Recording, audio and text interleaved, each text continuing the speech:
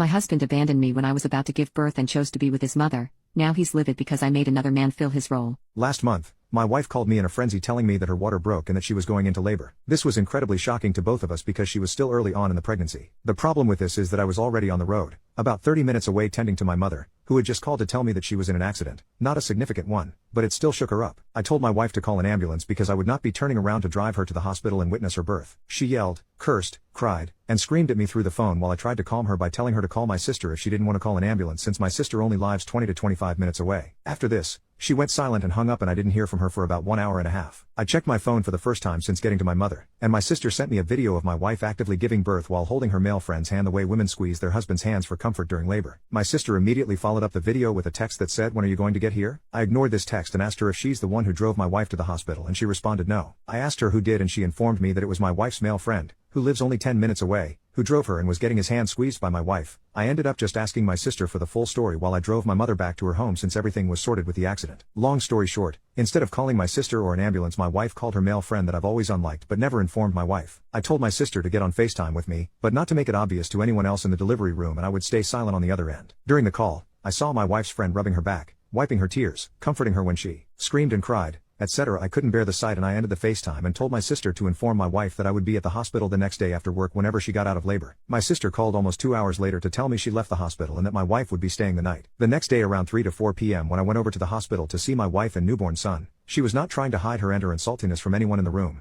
That included mostly my family and some of hers. When I asked her why she was acting this way, she rolled her eyes and told me to leave her the F alone in front of everyone. Later when I tried to hold my son, she snatched him from my hands. In this hospital visiting hours ended at 8 but all of the guests excluding me left by 6. When we were alone I finally got the chance to have a conversation with her about why she was being so salty on a memorable day that should have been filled with love and joy. She responded by getting angry and mumbling something about my audacity to miss her birth and be surprised that she's angry. I'm not proud of this, but in response, I called her a cheater for inviting another man into the delivery room in place of her husband. This spiraled into a short full-blown argument between us that eventually ended when a NICU nurse came back with a baby. It's been a month since then and my wife only refers to our son as her son, her baby, etc. I've tried to get closer to her by sitting down and trying to have a deep conversation about our family's future, and she flat out told me that she was never having another child with me after what happened, which deeply hurt me. Last week I heard my wife on the phone talking about who would be godfathers and mothers to our son. She told whoever was on the other end that she would be choosing the male friend as godfather because he was there for me when Richard couldn't care less. This post is all over the place, but let me know if I overreacted in the argument when I saw her in the delivery room after she gave birth, or if anyone knows how to fix my marriage and family.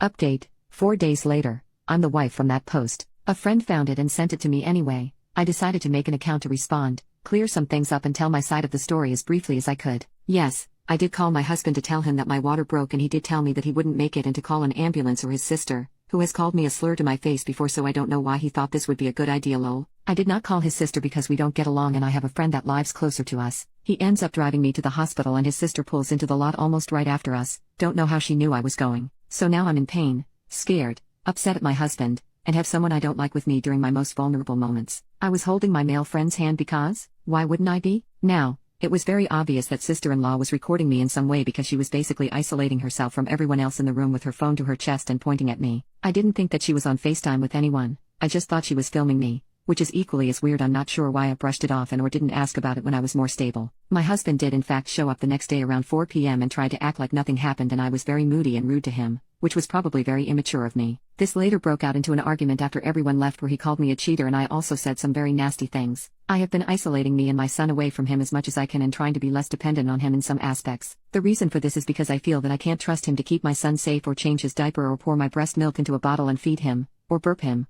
or basically do anything for my son at all. I and my son are indeed financially dependent on my husband like he has stated before, and because of this fact I cannot divorce him, not now at least, because I do not have any support system or family that lives near us to help me and my son, and I am still in school. I know staying for the kids isn't healthy, but my family has recommended for me to stay for the sake of my schooling and my son's happiness. My husband had stated many times that he was apologized, but these quote apologies were just along the lines of "I'm sorry, will you stop being angry now?" No, I am not sleeping with the male friend. We've been friends since 2nd grade and there's never been anything romantic or intimate between us.